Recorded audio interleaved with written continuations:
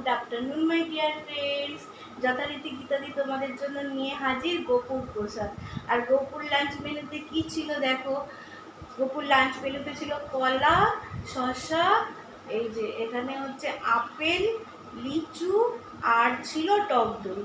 এই ছিল গোপালের লাঞ্চ মেনু। তোমরা একটু গোপালের প্রসাদ শেয়ার করো। রোজই যথারীতি গীতাদি যেমন তোমাদের বলে, তোমরা যদি গোপালের প্রসাদ নাও তাহলে গোপালেরও ভালো লাগবে, গীতাদিরও ভালো লাগবে। তোমরা একটু গোপালের প্রসাদ নিয়ে নাও। আর সঙ্গে সঙ্গে দেখবে না যে গীতাদির লাঞ্চ মেনুতে কি হয়েছে।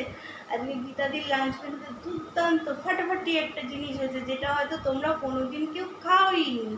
আমি বলতেই পারি এটা তোমরা কেউ কোনোদিন খাওনি। চলো দেখো, একটা মজাদার রেসিপি হয়েছে, চলো তোমাদের সঙ্গে শেয়ার করি, আসো।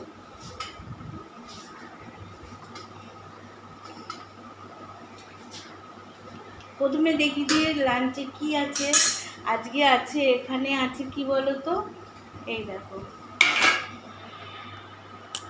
ডাটা আলু কুমড়ো দিয়ে, আলু দিইনি, ডাটা কুমড়ো দিয়ে, বড় বড় চিংড়ি মাছ দিয়ে, সর্ষে পোস্ত বাটা, জিরে ধনে লঙ্কা টঙ্কা দিয়ে একটা চচ্চড়ি। এটা কাটোয়ার ডাটার চচ্চড়ি এটা হয়েছে। আর হয়েছে কি বলো তো, এই দেখো বাটা মাছ দিয়ে, এই যে বড় বড় বাটা মাছ দিয়ে একদম, এই যে বড় বড় বাটা মাছ দিয়ে আম দিয়ে টক। এই যে আম দিয়ে, বলেছিলাম না বন্ধুর গাছের আম, বন্ধু আম দিয়েছিল। এটার মধ্যে আমি সর্ষে পোস্ত বাটা দিয়ে করেছি টকটা। এই টকটা না করে খেয়ে দেখবে, বাটা মাছ দিয়ে ছোট মাছ দিয়ে খুব সুন্দর লাগে। এটা দিয়েই মনে হবে কি তোমার মানে পুরো খাওয়া হয়ে যাবে। আর আছে কি বলো তো, এই দেখো কাতলা মাছের ঝোল।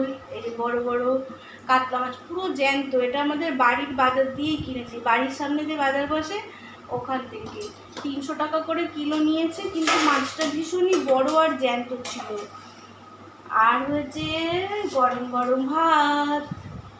এখানে ভাতটা তো থাকবেই, ভাত ছাড়া লোকে কি খাবে বলো দুপুরবেলা। তা যাই হোক, আর যেটা একটা অভিনব জিনিস সেটা এখানে রয়েছে, যেটা কেউ খাওনি, তোমরাও হয়তো হাসবে। এই দেখো কি বলো তো, এটা আছে লাউয়ের খোসা। আর এই যে ডাটার শাকটা ছিল না, ওই শাকটা পেঁয়াজ রসুন দিয়ে ভাজা, লঙ্কা টঙ্কা দিয়ে। দুটোই আলাদা করতাম, কিন্তু দেখলাম দুটোই এত কম আর টাইমটাও শর্ট, ওই জন্য দুটোকেই একসঙ্গে করে নিয়েছি। খেতে কিন্তু ভালোই হয়েছে, আমি একটুখানি টেস্ট করে জিভে লাগিয়ে দেখেছি। তোমরা একবার ট্রাই করে দেখো লাঞ্চ মেনুটা কীরকম হলো। যদি ভালো লাগে লাইক কমেন্ট শেয়ার করতে ভুলো না। টাটা।